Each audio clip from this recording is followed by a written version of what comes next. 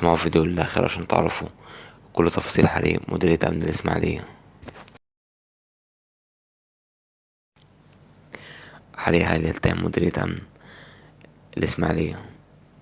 اليوم الاثنين بتاريخ 2/10/2023 حصل يا جماعة حريق ضخم في مديرية أمن الإسماعيلية، بس في الحريق الضخم ده أسفر عن سقوط مصابين وانهيار الواجهة الرئيسية للمبنى.